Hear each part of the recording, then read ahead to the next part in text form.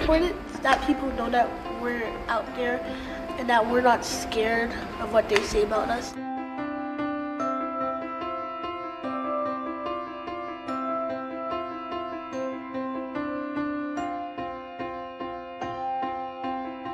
There's a lot of editing and stress writing a magazine, and the fun part is you just get to pour your feelings in what you're writing.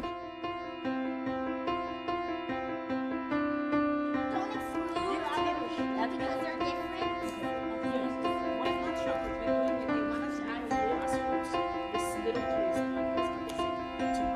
Just because it's called Black Girls Magazine doesn't mean that what we write about can relate to just black girls. What we write about, it can relate to lots of other girls of lots of other races. It normalizes the images of black girls.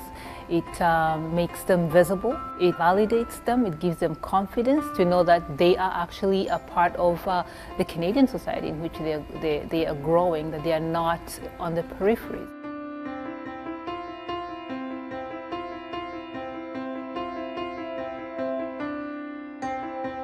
I think it's a project that embraces internationally because their stories are immigrant stories. They are part of their parents' life as well. They're not just Canadian, but their parents being immigrants, they are also a part of that story.